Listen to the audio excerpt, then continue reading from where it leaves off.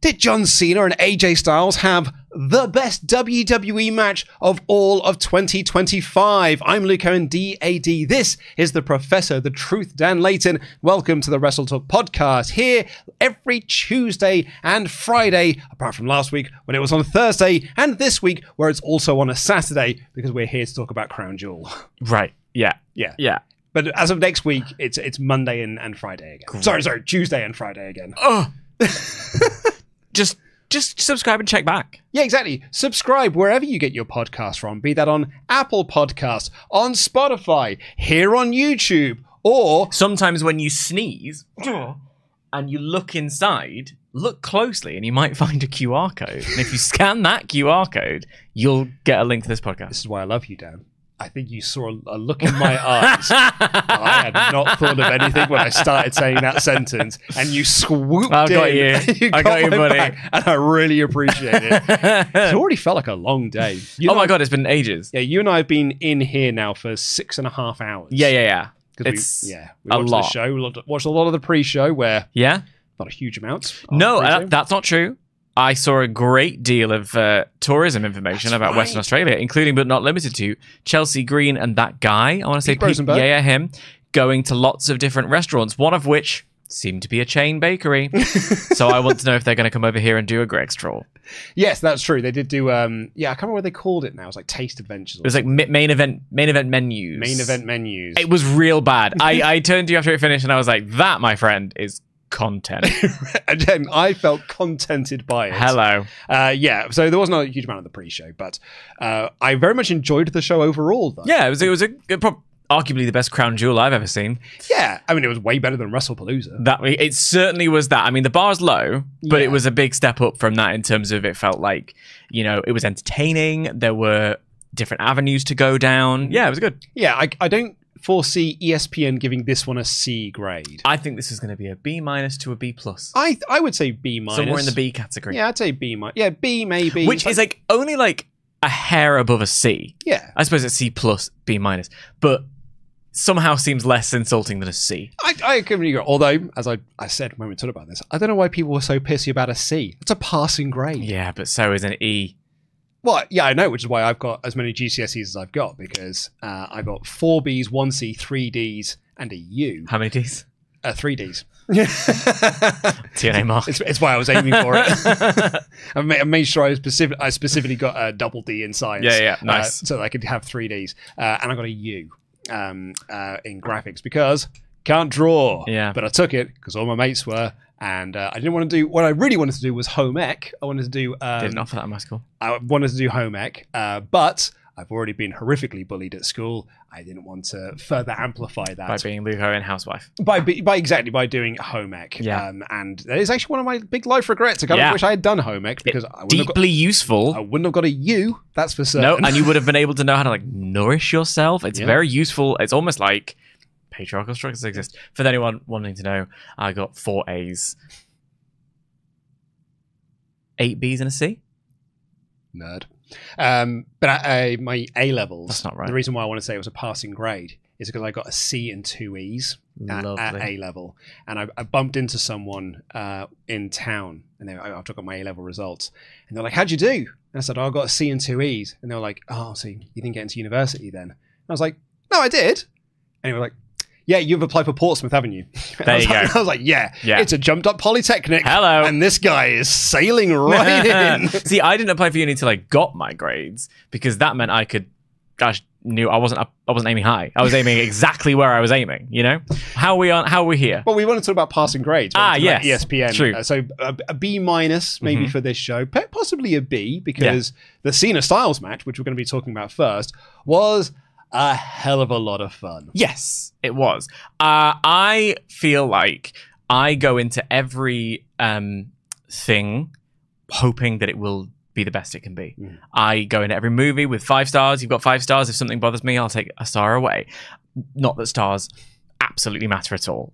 Nonsense metric. Or ESPN's letter grades. Art is subjective. Personal opinion. If you thought the show was an A+, great. I'm thrilled for you. If you thought the show was an F, that's fine. Crack on with the rest of your day. Similarly, GCSE letters don't matter anything either. They always... Do try and school kids. plot twist, I applied for a job yesterday, a little part-time evening job in the theatre, just have something extra fun to do, a little extra income. We're getting a cat, it's a whole thing. I was asked to put in my qualifications, and they were like, we'll have to see some certificates. And I was like, will you?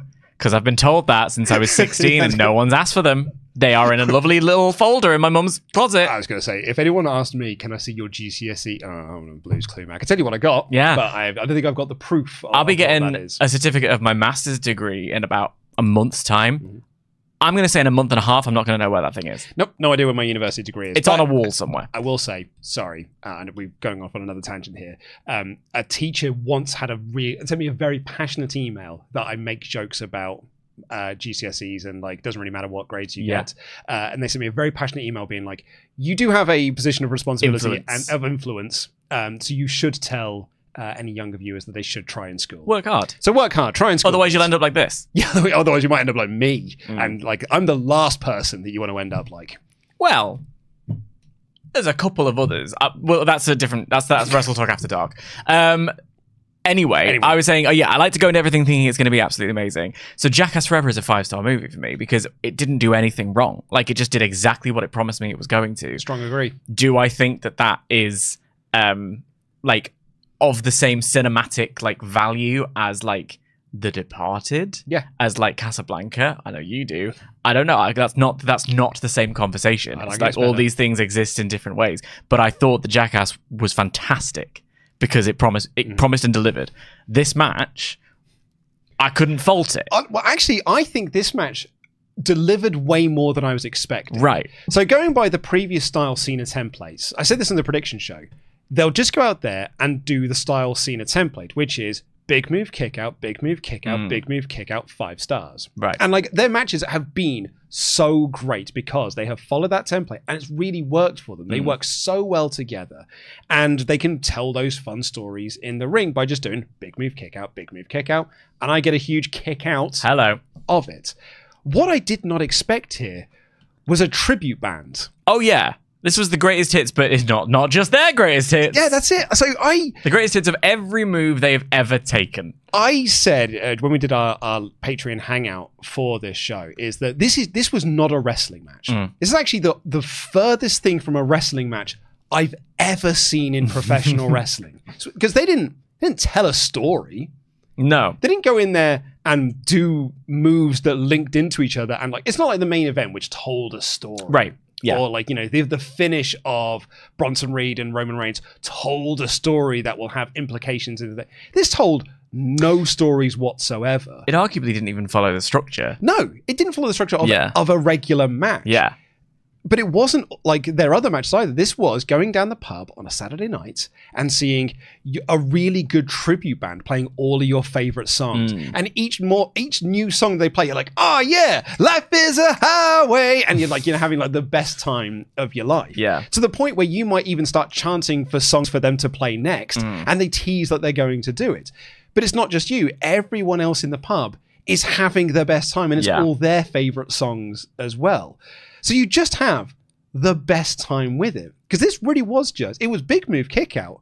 But it was just someone's move, kick out, someone's move, kick out. It was a tribute match. And I loved it. It started off as pretty straightforward. It was, there was a little bit of, I joked that AJ was gonna be another squash. AJ was gonna just do all of his moves and that was it. But it did start off with like a normal amount of back and forth or whatever. And then the moment that really kicked it into overdrive into this is what we're going to get for the remainder of this contest was a skull-crushing finale. And as far as I'm concerned... Or stroke. No. It was a skull-crushing finale. Cole. Could be a stroke. Michael. Yeah, it was, first of all, Miz Supremacy, but also there was a just immediate sense, and it followed then through for the rest of the match of like I recognize what that is. Yeah, exactly. And then subsequently the enjoyment of the match became, I enjoy the fact that I know what this move is, and then you having the conversation with your mate, I wonder what that's going to do, I wonder what this is going to be, I wonder what's going to be next. We had a conversation during this match whether or not the Deadeye was a tribute to Hangman Adam Page. Yeah. Because like as far as I can tell, AJ and Page have not had a match together. So there's every chance not a shout out to Hangman Adam Page. In fact, if it was, it'd be a weird one to do. But also at the same time, I'm like, It could be. Little shout out. Because you and I were just having so much fun. And like the chat that we were hanging out with on Patreon were also having so much fun that it was... Okay, so let's go through them. Yeah. So to start off with, AJ came out in his 2005 TNA gear. Specifically the one where he was front cover of Pro Wrestling Illustrated. Yeah. The blue and white. Split down the middle. Back in the era where everyone was gagging for an AJ Styles, John Cena, top of each brand match kind of thing. So, yeah. Like, it was a pretty cool thing to see. I mean, I was uncomfortable seeing more of AJ Styles' thighs than I've seen in about a decade, but still. AJ Styles. Stop it. So I got back into wrestling in 05. Yeah. Told this story many times across this show. Dropped off in 02 after the Hulk Hogan Undertaker match. I was like, I think I'm done with this now. All my mates stopped watching months ago, but I was really clinging on to this thing. But now I'm tapping out. I don't want to watch this anymore. And so I didn't watch any wrestling until 2005. But it wasn't WWE that really made me fall in love with wrestling again. It was TNA. In particular, it was AJ Styles and people like Petey Williams, Chris Sabin, Monty Brown in a way, actually. Those were the guys I really got into. I think AJ Styles is the first new guy that I super got into when I became a fan of wrestling again. Yeah. And so seeing AJ come out in his 2005 TNA gear, doing the whole like AJ Styles and all this sort of stuff, and the announcement, and they put it over on commentary as well, he's retiring next year. This is our final year of AJ. Like, it's going to be very sad for me when one of my guys... Yeah. And actually, and I've had a lot of my guys retire this year. I had Sabu retire this year and have his final match. And, Goldberg had his final match. Hiroshi Tanahashi's having his final match. I'm not a John Cena guy, but appreciate that he's also having his final match. That I'm next year, I'm going to have to deal with some other guys. Homicide had his final match. I think Homicide had his final match this year. I'm just going to have to deal with he's going to have his final match next year, and I don't know if I'm emotionally ready for that yet. So him coming out and doing a tribute to his TNA stuff really got me amped up for this match. And then there was this lovely moment. John Cena had his usual ring introduction, which now he's not a heel. Makes no sense. Well, I've never seen 17 is still pretty cool. That's cool. It's but calling yourself the last real world champion when there are two world champions on this show fighting out to find out. One of whom beat you for it, yeah. Yeah, exactly. One of them beat you for it, and also they're fighting for another world championship in a way. He then handed Alicia Taylor this piece of paper, which is quite easy for him to carry around because he wrestles in jorts. Yeah, he's got so many pockets to pick from. And Utility. I don't think that AJ knew this was coming. Because Alicia Taylor then did a John Cena style intro for AJ Styles about how he's total non-stop action. He beats up John Cena. He's the face that runs the place. Yeah. And they even said like he is the true leader of Bullet Club. Although it was actually more profitable when it was under Kenny Omega and the Young Bucks. But it was lovely. And I think, you're right. It set the scene then for the match that we would get. It was a really nice... I mean, already you kick off the show by opening it up, and we saw it in the pre-show as well, of a sea of yellow shirts. Like, to the point where you start wondering, are they giving these out for free? But no, like, they're not on every single seat. And it was quite...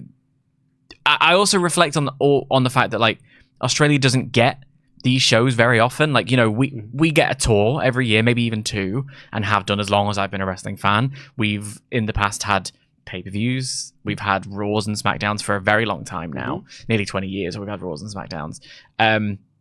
Australia has had two shows and then the Global Warning Tour, and Super Showdown. Super Showdown in 2018. So we're talking a handful of shows in the past 20 years.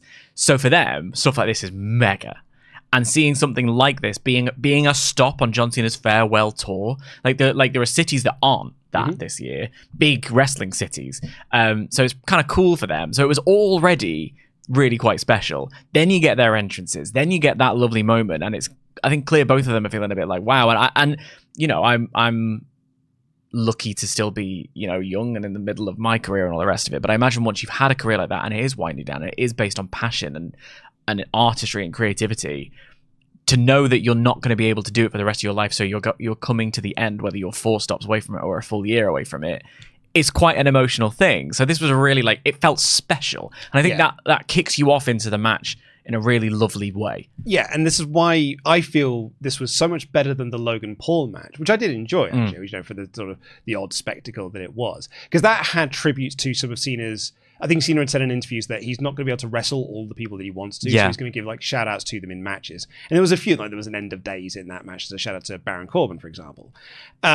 This match here felt so much more special because it's the last time we're going to see Cena and Styles, who've had classic matches in the past. And so what we then got was not just John Cena shouting out rivals of his past, AJ was shouting out rivals of his past as well. It almost felt like it was AJ's last match, even though, you know, he's like retiring next year. Yeah. So in order, we got a skull-crushing finale / stroke. Nope. So it's Miz and Jeff Jarrett. Scorpion death drop. Like, and they, by the way, commentators are saying these by name. Yes. You said during the, it's like, I feel that John Cena gave him a list, of Michael Cole a list, to make sure he doesn't blow it this time. He had a full, like, and he's got to look through them and be like, okay, this is this person's and this is this person's. Great. So yeah, we cheat sheet. Scorpion death drop, a tribute to Sting, an accolade, a tribute to Rusev or Scott Steiner if you're cool. A Coquina clutch by AJ Styles because no one's going to do the muscle buster. A Walls of Jericho. Shout out to Jericho. The Sister Abigail tribute to Bray Wyatt, which I think was the most touching of the lot. I think that's going to be one of the ones that like people remember. I mean, like the Jericho one was really interesting because I feel like Michael Cole started talking around it for a second, and then Barrett just went all guns blazing and was like, this is the Walls of Jericho, and then they said it about 12 times. So like, you know, then to have the Bray Wyatt one was so particularly special, I think, because we didn't, even though we're playing the game of like, oh, what could he do? Could it be this? Could it be that? They're still fun when they pop up, and then you get the moment of that's that. Oh, this is quite something. It was a banging looking, you know, Sister Abigail. He did it really well. And there was a nice sort of moment where he sort of like signaled to everybody to say, this is what we're doing now. And then it does a little replay of it. And as you cut back from the replay, and I wasn't expecting this, the Fireflies are out in full force. Everyone in the RSC arena has their phones all over the place with the lights on. And it was so arresting, really. Moving. It was genuinely moving. Yeah, truly. And I think that he was feeling that as well, in a way. And I think that it's, you know, sort of a testament to this one specifically, but all of these moves, really, how much this art form means to us as fans, and how much the people who contribute something to this art form mean to us. The ones that touch you. Yeah. Meaningfully. Like, and Bray, I think, is someone who did, and his passing did affect a lot of us as wrestling fans. And you're right, like when you came back from that replay and the whole arena to the five, then doing the thank you Bray chant. And again, that's what I mean. Like this is not a wrestling match. This was like a love letter to the career of John Cena and AJ Styles in a way. We then got the Angel's Wings by Christopher Daniels. This is then when you might get the Dead Eye by as a tribute to Hangman Adam Page. And then Cena's full on Randy Orton, does the draping DDT, the Randy Orton pose, hits an RKO, and he even hits, I feel, it's a tribute to the Big Show. He hits the showstopper choke slam because he goes down onto his knees as he does it. He won his first singles title from Big Show, or maybe he won it before then. The US title. He won the US title at WrestleMania 20? Yeah, from the Big Show. So that's why I feel like it was more of a Big Show thing, particularly because we got a tribute to Taker later on. And this is when the crowd were having so much fun with all of this. You're right, pointing at the thing. I recognize the thing that they then start chanting 619. And we all have a little chuckle to ourselves. Because there's no way that Mr. Roboto, John Cena, is going to do a 619. And even Wade Barrett acknowledges it and is like, there are like two people in the world who can do that, and they're both called Mysterio. Like, it's quite funny. And then Cena tripped AJ Styles into position, and this crowd lost their mind. Because they affected the match. It's like when you go to go see Ross. Oh man, he's like the comedian Ross Noble. Like you go to a Ross. I've done this actually. Ross Noble has a format for his shows. He has like material that he does, usually like he does on every show. But a lot of times he just goes off on his own little personal tangents, or someone will hear something in the crowd and he'll just start doing a routine about that. And I have affected a Ross Noble show before and sent him off on a weird tangent where he forgets his original point. And that's what happened here. They start chanting 619. All of a sudden, they affected the match. And it was this funny thing of like, is he actually going to try this? Because this is I'm going to be honest, this is definitely not in the match. No, exactly. This was absolutely Cena going like, oh, go on, let's set it up. Like, and this is, I think, because it's Cena and AJ AJ Styles, and because they clearly have such great chemistry, and because they are people who have done this for years, they are top of their game. They are top of the, pantheon of wrestlers. They're able to just go in on the fly and be like, should we just put in a quick 619 fake out spot? Fake out. The reason why I would agree with you, this is definitely not in the match layout, is because Cena cuts it off and gets huge heat for it. And this was not a match where either of them were a heel, looking to get a heat spot so that the other one can get praise at the end of it. So AJ stops doing that. He stopped the fun in a way. But I was just having the time of my life. And sure, you got tributes from the other guys. AJ did his own springboard 450. John Cena busted out his terrible STF.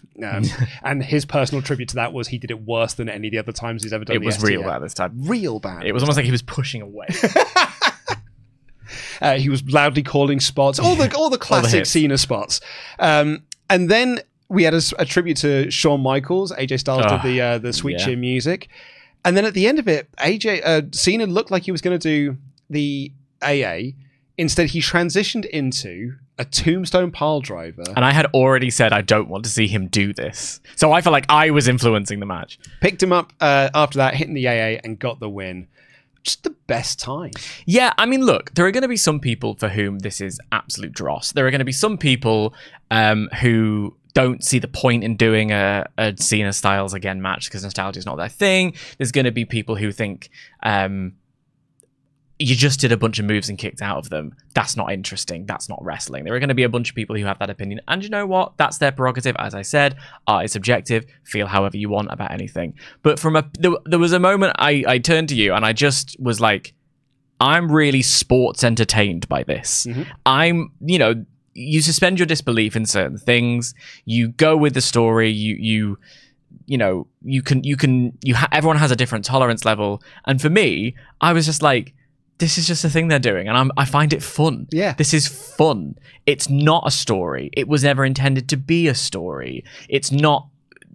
There are really, I think, only a handful of wrestlers that you can do something like this with. This is such a unique case. Yeah, and John Cena and AJ Styles are those wrestlers. But I don't think it's just that it's AJ and Cena. I think it's AJ and Cena here and now. Here and now. This works because it's Cena's final, one of his last 5 appearances. He's got 4 left. He's got 4 after this. It was one of his last 5 appearances on the show.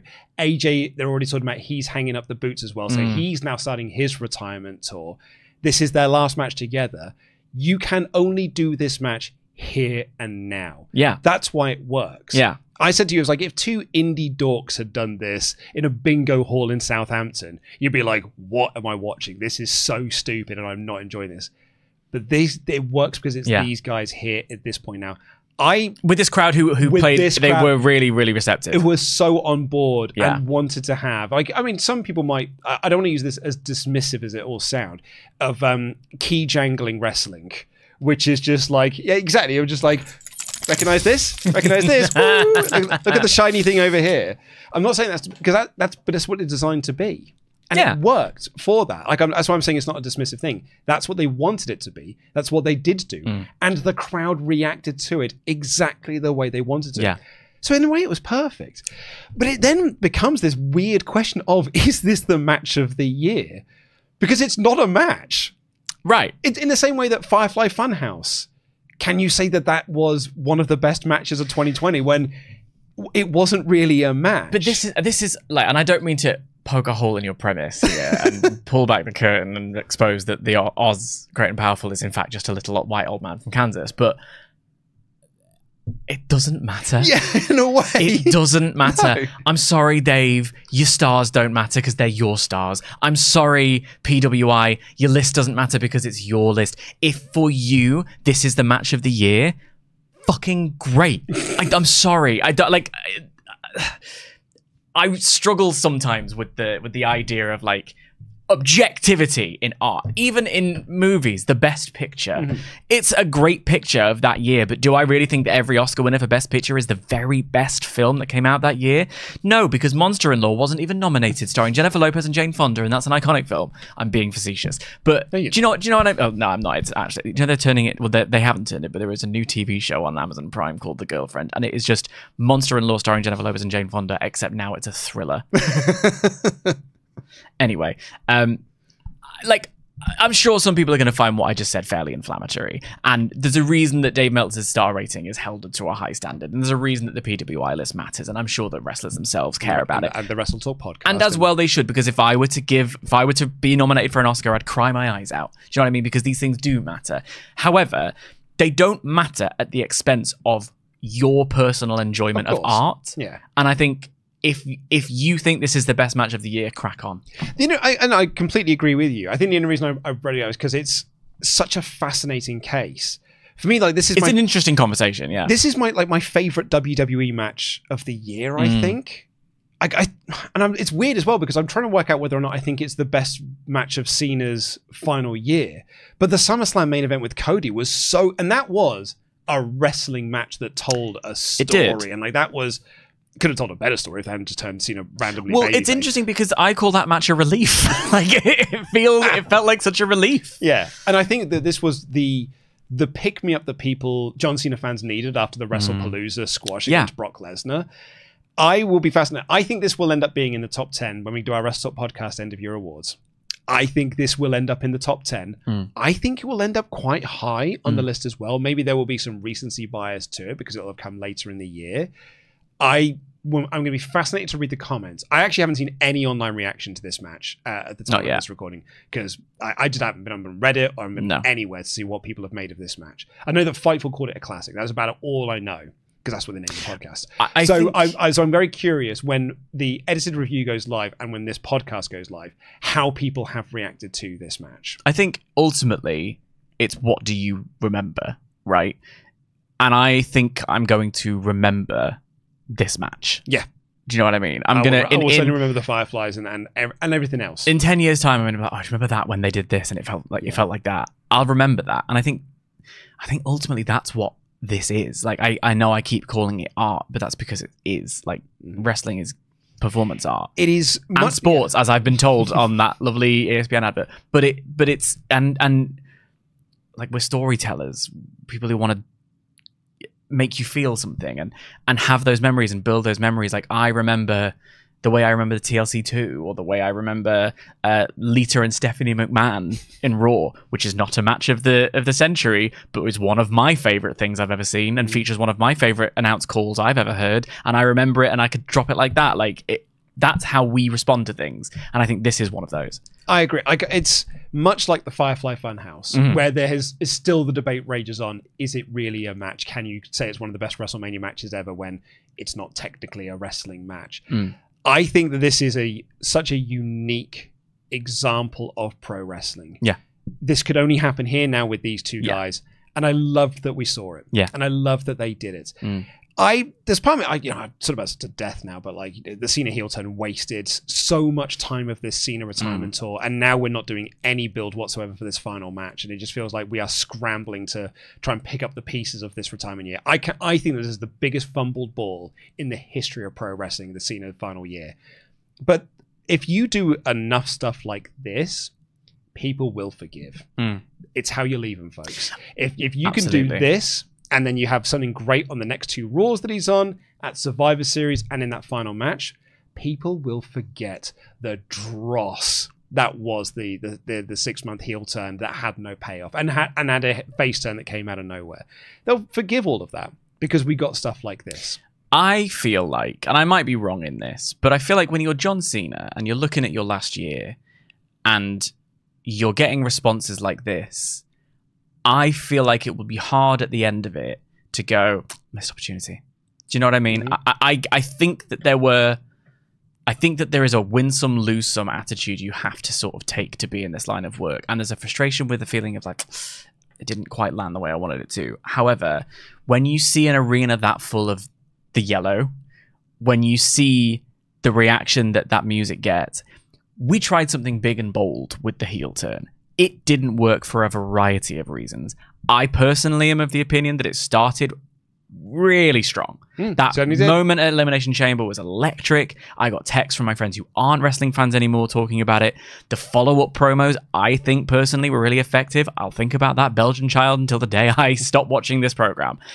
I think the wheels fell off it for a variety of reasons. And they went, all right, well, Let's go back to square one. And they did. And to some degree, we got the Cody match at SummerSlam. We got the Logan match. The Brock thing didn't work. Well, we've pivoted over now to this AJ Styles match, and we're having a conversation about potential match of the year. I think by the end of the year, when you look at it as a whole, John Cena probably, and I'd love to hear what he says about this, but my gut instinct would be we threw a lot of things at the wall and saw what happened, and I would rather go out having tried a bunch of stuff and some of it failed catastrophically and some of it hit like electricity. And I think, I don't know what I'm saying. I feel like as an artist, that's kind of, is what it is. I think to answer your question, if John Cena does any interviews about this run, he will have nothing but positive things to say about it, because he is just someone who can give, he's a very good politician and just can give non-answers to questions. He's very good at that. I should know. I've interviewed him. Yeah, me too. But yeah, like I think I will always say this is one of the biggest fumble balls that they've ever had, because this was the easiest layup in wrestling history, and you did screw the pooch. But I am glad that you are at least trying to salvage what is left to give John Cena fans, which I am not one of, to give John Cena fans a good send-off to their favorite wrestler of all time. Like, those people there got a better showing from John Cena and a better send-off to John Cena in Australia than those it did in Las Vegas when they were there, or those did in Saudi Arabia with CM Punk, or those did wherever Money in the Bank was. I can't remember. But like when they had his final matches in those cities, the people in Australia got a much better time out of John Cena's final time in their place than a lot of the people did. But at least, and I'll say this, at least some people are getting this good send-off for John Cena as we come to an end here. But shall we go through the rest of this show? Because it wasn't the only thing that was on this show. Well, I mean, we want to save a podcast like this for when he actually retires. Well, Full-on reflection on how it went. Yeah, I mean, well, Ollie and I have done about 3 at this point. So yeah, we opened with Bronson Reed versus Roman Reigns. You and I had a bit of a sort of a little mini sweepstake of what to expect in this, and we got mostly all of it. We said tables, chairs, kendo sticks, barricade spots, announcers table. We got all 5 of those. But we also got on top of that cricket bats. And Australian rules football. They did, like, which, you know, this is an Australian street fight, so there's a cricket bat and Aussie rules football, and that's what makes it Australian, is it? Oh, and a crowd brawl. That was the other one we had as well. So we got a little walk and brawl. Can we have matches that aren't street fights now? Like, I would love a hardcore match. I'd love a Falls Count Anywhere match. Oh, stop sign as well. That's another. Stop sign was in there. That was a welcome break. I wouldn't have thought stop sign. Because that feels a bit 1999. Do you know what I mean? And I think that's what I'm after. Because I'm after... everyone talks about how much kendo sticks hurt, but I'm so desensitized to them now because they're in every episode of Raw. They mean nothing to me. They mean nothing to me. And I believe that they hurt because I've seen the pictures. But get me a baking sheet. Get me a mop. But this was your standard WWE hardcore match. Walk and brawl through the crowd. They hit each other with some stuff.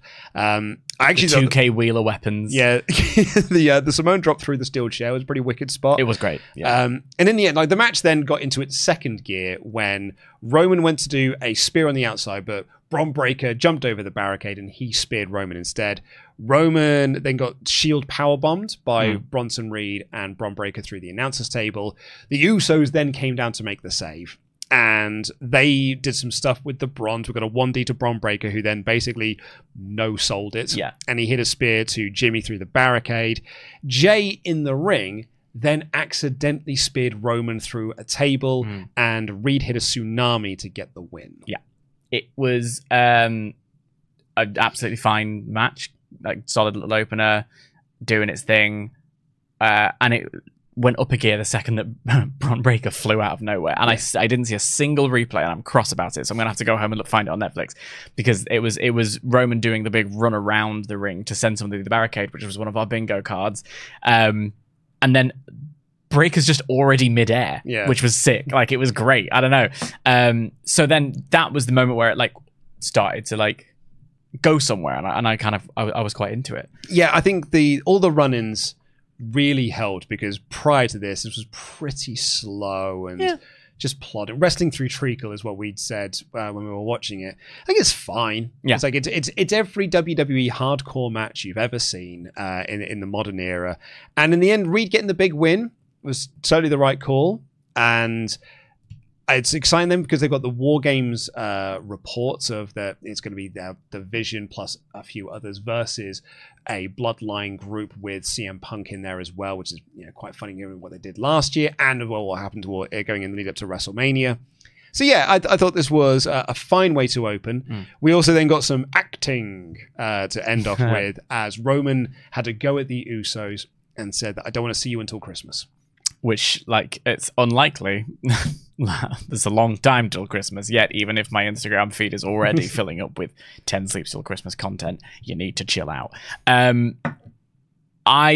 Just as a variation on the format, I would love it if we could do a little pins count anywhere kind of situation.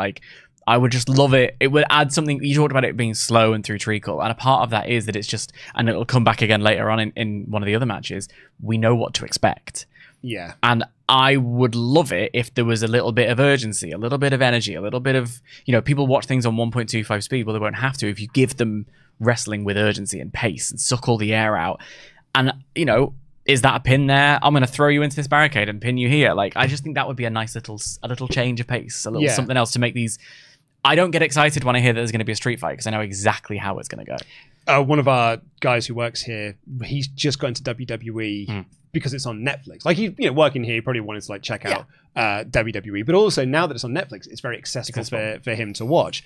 And he did say that he does watch WWE on 1.25 or 1.5 speed because otherwise it is just like watching it's watching slow motion. Yeah. And I find that with WWE, we said on the WrestlePalooza review, because it was the same day as All Out. Yeah. I watched All Out first, then watched WrestlePalooza, and there was whiplash in terms of speed of very, very fast wrestling and then just the slowest wrestling with WWE. Yeah. And it's not a knock. That's different style. It's a very different style of how they do it. Because my alternate version, my answer to that is I think there's a balance to be struck between the two. Where some people think that's too fast. And sometimes I'm just like, well, you've just done a bunch of flips and a bunch of jumps there, and that looked incredible. Yeah. But what did it mean? Exactly. So it's all about finding that balance, which is, speaking of just what did that mean? We got Tiffany Stratton versus Stephanie Vacquer.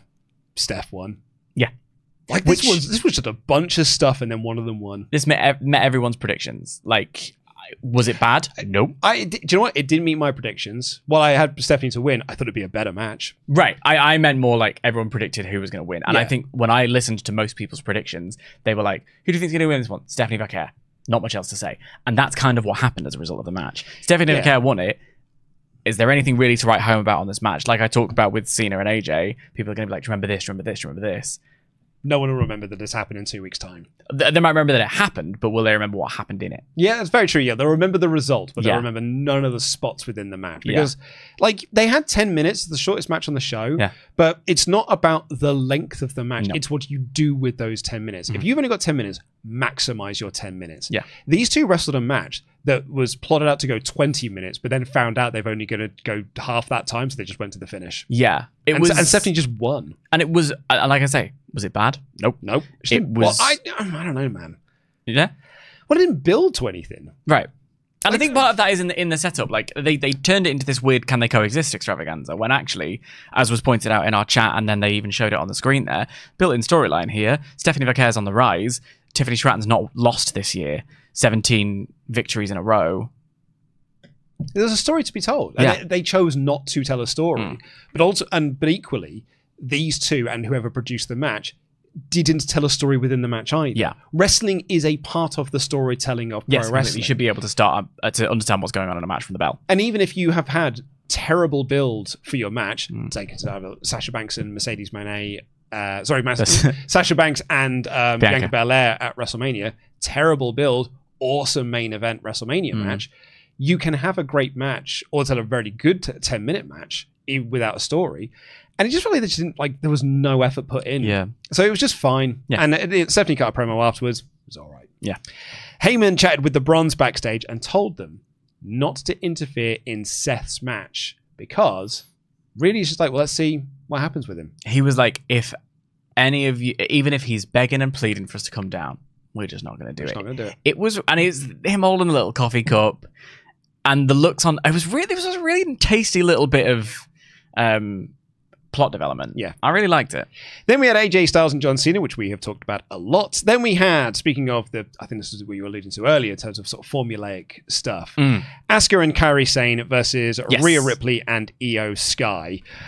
I thought this was perfectly cromulent. Bang average. Bang average. Ronsil did exactly what it said on the tin.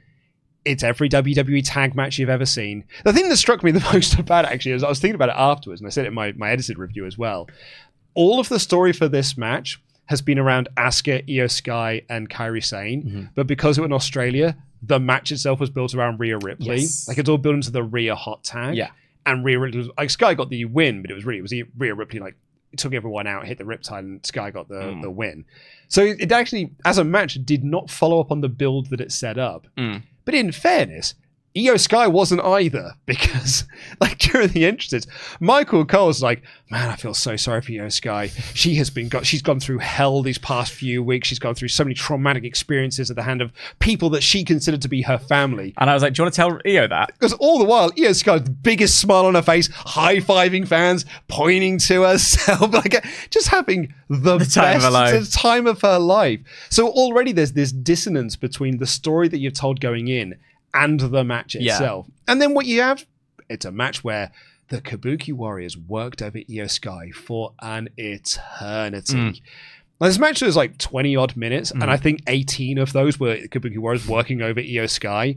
And then, the good guys won. I mean, I pushed back a little bit at the beginning, the premise that this match was built by Rhea, but the story wasn't. Yes, you're right. It is mostly about sort of Asuka, Kairi, and Io, but there is the history of Rhea and Io going back so many years. Rhea not being able to get one over on Io even the last match. They never got a conclusive thing because Naomi came in and stopped it. There's this weird sort of like respect thing going on. Asuka jealousy, like it's all part of there as well. However, pretty much everything else in your take, I do completely agree with. I think the opening was really interesting, where we had Io and Asuka sort of giving us an amuse-bouche, like a little taster menu of what we could get in a singles match between these two somewhere down the line, which I would love to see. I know you're watching, Hunter. But the rest of it, we talked about it on the stream, and this is why I drew a parallel with the street fight. When I know the format of this match, and at this point, I watch so much WWE specifically, and I've seen so much over the past 30-odd years of being a fan or whatever, I know exactly what I'm waiting for. I know that in this moment, while Asuka and Kairi are working over Io, I'm allowed to stop paying attention. Yeah. Because I know this is building to a hot tag. It's not going to go to a finish. So, the jeopardy of it is gone. And I think the response to that is, okay, well, the format, the traditional structure is now standard. I think we need to mix it up somehow. Needs to do something, because every tag match in WWE is the exact same match. And I know the hot tag is going to happen because the cameraman is on the apron. I know that it's going to come after they've tagged in, because I'm waiting for them. I can see Io's ready to do the tag, and she's just waiting for Rhea to go, now, tag. Like, there's so many different things where the trope is a trope for a reason. It's because it's effective. It does work, and it did get a pop from the crowd. The live crowd probably had a different experience, but like, well, that's because the hometown girl, and they want to see the hometown girl, and it's the home country she's girl. Great, and we love her and all the rest of it. But like, it was standard, and I know what's coming, and so it's hard for me at home to feel like I can just look at my phone for a bit now. Yeah, well, you made a really good point while we were doing the live reactions. Strange. To this. I do usually do that. You do often do that, which is, you said, well, that felt like the first of a series of matches. Yeah. Yes. And like, it likely could be. The report is that all 4 of these women will be in war games, so on either side. So this story is bound to continue. This won't be the end of it. Yeah. So in that sense, as a first match, actually, it was just fine. Yeah. Like, it was all right. But again, I'm not saying it's a negative. Ronsil does exactly what it said on the tin. The purpose of this match was to get a big pop for Rhea Ripley, and she can have a lovely little moment within Australia. And they did just that. This match was all about making Rhea Ripley feel like the biggest star on the planet, and she felt like that. And once again, it's not that. I mean, there was story developments insofar as Kyrie pushed Asuka out of the way to eat the pin kind of thing. So she fell on her sword for Asuka, which is a thing that we're seeing a lot. Kyrie being under Asuka's sort of control kind of thing. And I love that. I love, by the way, because I've not been on any Raw podcasts, I love that Asuka's got this little parasite on her face this whole time, which kind of adds a little something to the character. So there's that element there. And I will say also, it's the similar thing of, are we saying it was bad? No, not at all. It's just that not only is the bar for what is good in WWE a lot higher than it used to be, the bar for what is good with these 4 women is so high because they're so good and they have delivered so good. So when you get a perfectly cromulent match, I'm like, yeah. Well, yeah, so Ollie and I we did a WrestleTalk podcast recently about, it was not last week's episode, the week before, it was about, is Triple H a good booker? Actually a good booker? And one of the points that we were making on there is that he books consistently 3 out of 5 shows. Yeah. And that's really commendable. And it's a really good quality to have. But after quality control. But after 3 years of doing 3.5, like 3 out of 5 shows, after a while, I was like, okay, I'm looking to get something a bit more exciting here. Yeah. And I think that's the same with this tag match. If every single tag match that you book is a 3 out of 5 tag match, then after a while you're like, but it's every tag match I've ever seen. Yeah. And when the story has been so good, for the match then to just be fine, I think then you can say that is disappointing. But it's not a bad match. It's just fine. No, because if you shave 5 minutes off it, really all you're missing is a bit of a workover spot. Yeah, it was just 5 minutes less of them working over Io Sky, which really they could have done with. Yeah. And then the main event was Seth versus Cody for the men's Crown Jewel Championship. And so I really liked this. I really, really liked this match. And what I really liked about this was it was a match that delivered on the story that they've been telling leading up to it. So the story going into this has been Seth is insecure. He started this being like, I'm the guy around here and I'm going to be the one that takes this. Whoever wins this match is going to take WWE into the future. And Cody was like, what are you on about? What are you talking about? Because that's not what we're doing here. But also, if it is, I'm really the guy around here. I'm the quarterback of this company. I've beaten you multiple times already.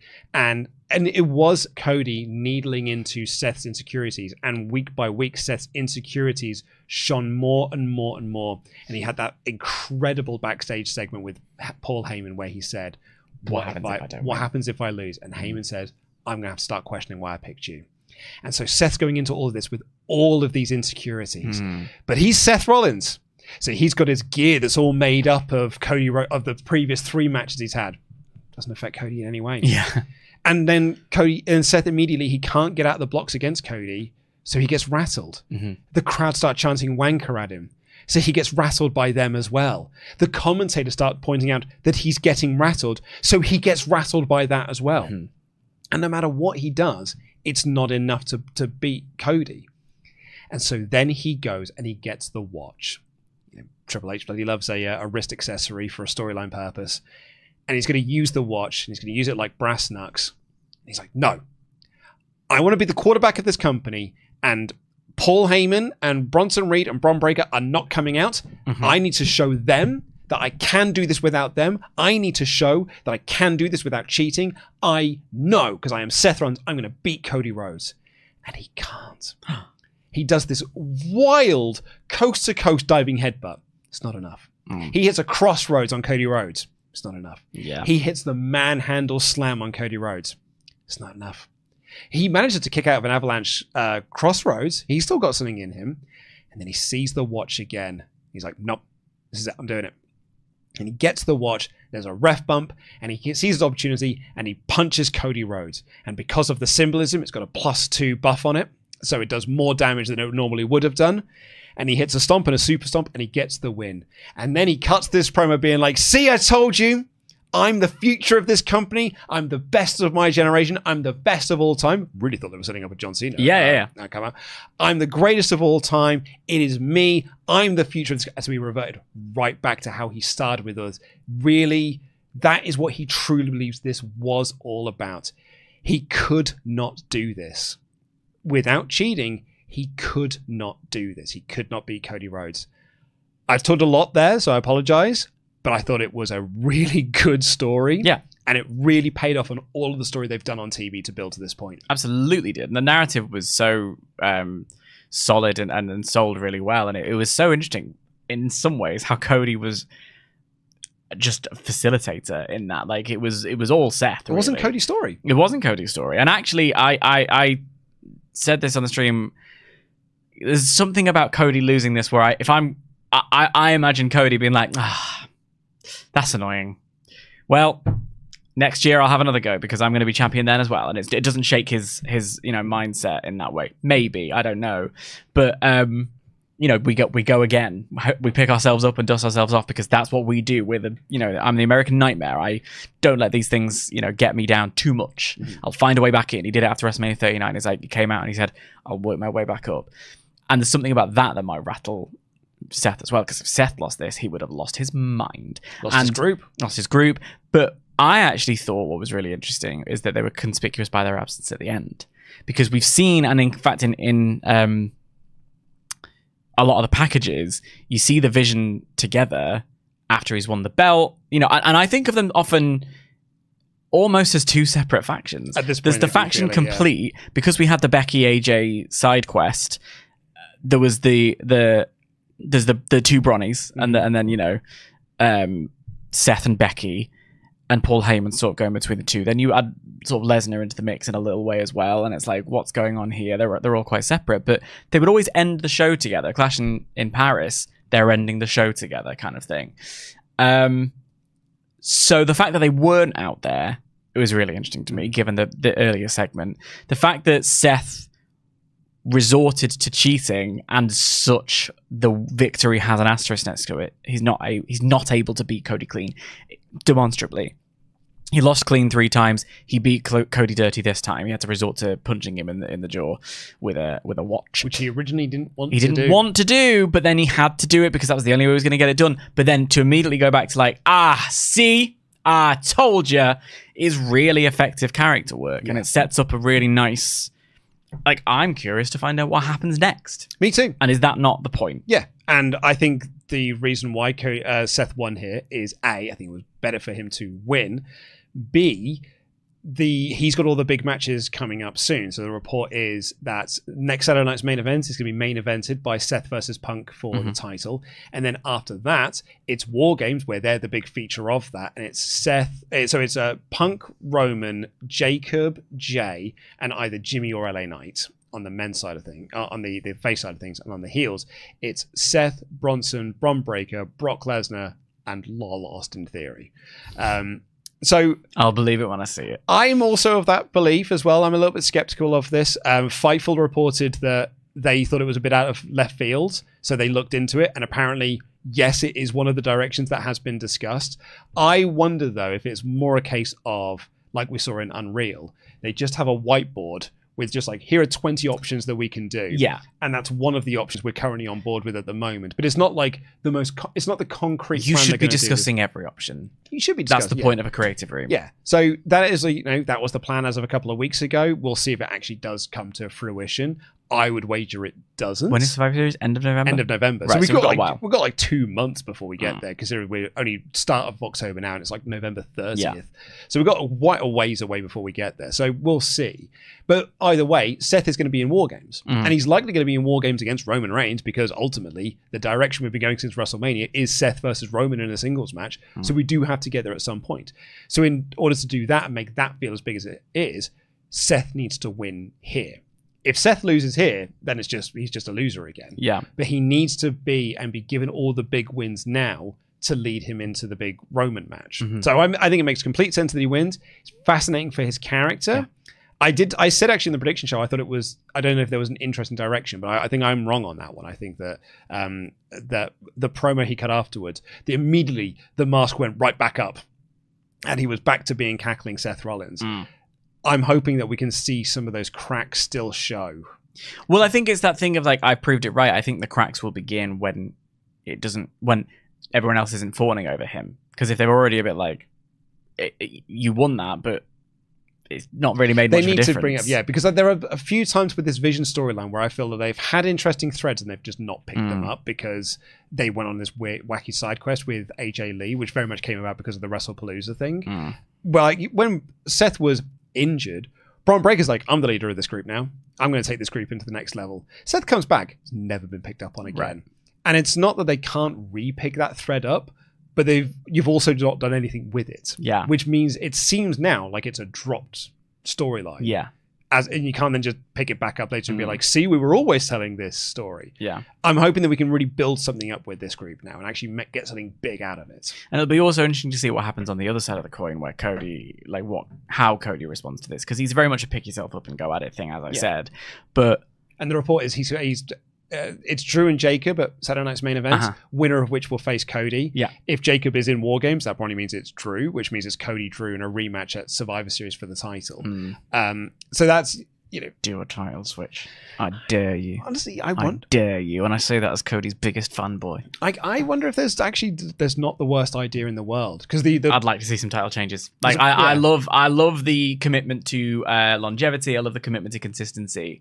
But there is something about a title change, a little bit of predictability, and keeping things fresh. Because the report is that it's going to be Tiffany defending against Jade again as the direction. And like Meltzer wrote when he did his report, was like, look, you may as well just put the belt on Jade at this point, because if she doesn't win it this time, what's the point? That was his point. Was like, I mean, if you don't, then I don't know what you do next with her, nor do I do next with Tiffany Stratton either. Yeah. Because like Tiffany's just beating her again. Yeah. Yeah. So yeah, I don't know there, but like with Cody, SmackDown does feel a little bit like anemic, yeah. And like apparently the report is that they're going through a big shake-up, like a creative shake-up change. Not getting rid of Road Dogg, just putting more people around Road Dogg to sort of back him up a little bit. But I think that SmackDown does need. This week's SmackDown was very fun. It was, but that was helped by the Australian crowd more than anything. And you had 2 returns in Nakamura and Tama Tonga, so that kind of was like. That's like a cheat code for a fun SmackDown, is having 2 different returns. And the addition of Zelina Vega into the Aleister Black orbit. Yeah, so if you're doing those sorts of things, like that is a bit of a cheat code fun week. But I think that SmackDown does need a more consistent oomph as opposed to a one-night oomph. And I actually think, and this is maybe to circle us back, and it might be a nice sort of neat way to round off the review, is that like when we were talking about Triple H booking these 3-star shows, a large part of it does come down to a lack of unpredictability, a lack of, I have to tune in to see what's going to happen, or even a thing of like that big thing that you were hoping might happen is going to happen. It almost feels like, especially when we get to around this point, there is the inevitable, well, we're now on the road to WrestleMania, it's going to be this person doing this. And I think where we were, titles didn't mean something for a while, because they were either hot potatoed, or they were given to part-timers who weren't there, or they weren't defended, or whatever. And I do think, I know that you are someone who is very stringent on the I don't like 2 titles, thing, and I completely understand that. But titles, generally speaking, have a bit of meaning now, because people hold them for a while, and because big names hold them, and because they are held up as this this golden goose that you're chasing, kind of thing. So the next logical step forward is to use that to tell new stories, and to tell the story of what happens when Cody Rhodes loses and is chasing and is not the next logical challenger, kind of thing. I think for me, it's mixed things up a little bit now and then. Keep things fresh. Yeah, we'll see where they go with both of these titles. But I think we're going on a fairly. I'm pretty much done with Punk and Seth at this point. I'm quite ready for us to actually get to Seth and Roman, which I think is going to be a much more interesting direction. So then there's a question like, where does Punk go next? Which is also fascinating to find out. Drew and Cody is a fine enough choice, but I'm with you. Like, maybe it is time to shake things up a little bit and put the belt on Drew. Not even for long, just like little backs and forths, and having a few different changes, and it'd be like to keep things alive and to keep things fresh and to keep people talking. Like, I think it's useful to have long reigns, but it's also useful to do a title switch. It's much like we were saying at the top of this show, where there is a middle ground. Like, it's amazing how both AEW and WWE cannot find the middle ground. AEW have too many matches and their shows are too long, and some of the matches run too long, whereas WWE don't have enough matches but also run a bit too long, but also don't run enough, and the shows feel too long. It's a lovely little middle ground in there. There's a lovely little middle ground in the length of matches. There's a lovely little middle ground in not doing, of you doing loads of title changes and doing no title changes at all. It's a lovely little middle ground in there. If they would like to at some point go into it, I would like to see it. Hey, Bound for Glory on Sunday. Who knows? Yeah. What do you think? Are they going to change the WWE Championship for Bound for Glory? No, I was going to say maybe they'll go into the middle ground of getting the timing right. Oh, I see what you're saying. You know? I mean, they might do. It would be typical of TNA that they get it right and no one pays attention to them. I was a TNA fan for the mid-2000s. I know exactly what that feels like. It is TNA is Bound for Glory tomorrow, which is, I mean, I want to see that Dudley's Hardys match to see what that spectacle of bad wrestling. I hope one final table is very literal. Just put one of them through one table, and as it's whoever's the safest. Yeah, because dude, I saw the Hardys at NXT. I know they were in the ring with Dark State, but woof! It's not like Dark State were the worst team in that match or the only bad team in that match. Can we talk about how tomorrow night the Dudley Boys and the Hardy Boys are going to be competing for the developmental tag team championships? I know. I can't. Yeah, I know. 25 years on, like almost 26 years on from Royal Rumble 2000, but they had a tables match there, which also actually funny enough, was not for the tag title. It was not. It is mad that they're having this match. Having said that, I saw the Dudley Boys at ringside, and they looked like exactly like they did in 2001. Yeah, it's nuts how like they looked like they hadn't aged at all. Yeah, Matt and Jeff, they have aged. They have aged. They've aged. I think Santana will be winning that title from Trick Williams, which is it's good, but it also feels a bit of a shame because I don't feel like Santana is as hot as he was leading into Slammiversary. Yeah, and I don't think that Showdown NXT special did anything for this TNA like rivalry with WWE. Like, I don't think it did any damage. Well, I think it did actually. Okay. Personally for me, because the show ended with Ava and Santino shaking hands, being like, "Well, that's that then." Yeah, it was weird. Like, where's all those brawls that you were having? It ended up being like, "Well, do you want to come next week as well?" Yeah, well, actually. I also realized that like, the invasion at pay-per-view was actually the beginning of the invasion. So like, in my head, I was like, maybe this would be the beginning of something, and then at the end of it, it was like, oh. Nope. All right. Yeah, because I was thinking about this in the weeks. We didn't talk about this on the Thursday podcast that we did. But they were like, when the Hardys won, they were like, TNA's one up. And I'm like, yeah, but okay, there's 4 matches. Yeah. There's every chance you just go in 2-all. 2-all. So you may as well not bother doing. Yeah. And also at the end of it, when it ended in a draw, I guess that's why Ava and Santino was like, well, we tried everything. We did our best. We tried nothing and we're all out of ideas. Clearly, NXT and TNA are exactly the same. Okay, do you want to just come next week? I've got a Battle Royal on. Sure, Matt Cardona's here anyway. Yeah. But anyway, that was our review of Crown Jewel with a little bit of a preview for Bound for Glory tomorrow as well. Let us know in the comments down below, what did you make of Crown Jewel? Do you think, what's your thoughts on Cena versus Styles? Was it your match of the year? Did you hate it? Do you think that do you think I'm wrong? Do you think it was a wrestling match and it was like the greatest example of a wrestling match? I'd be very curious to see what the reaction to this is. I know that you and I very much enjoyed it. Our Patreon Hangout really enjoyed it as well. I actually didn't see any dissenting voices against the match when in our sort of with our Patreon crew. So I'll be very curious to see what the online reaction to the match is. But let us know in the comments down below. And Ollie Davis and I will be back on. No, I'll be here on Tuesday because I'm going to Legoland. Go back to Legoland, you sees. Yeah. Because I'm going to Legoland with my kid. You are. So I won't be here to do the Raw review. So it'll be you and Ollie Davis doing the Raw review. You'll be sat in this chair. Yeah, that's my bad side. And then I'll be back for the Friday podcast because I'm traveling back Thursday, so I'm going to come in on Friday to record the podcast. Fabulous. Fabulous. So yeah, that's the lineup this week. Take care, everyone. Love you. Jam that jump, subscribe and all that sort of stuff. Leave a comment. Love you. Bye.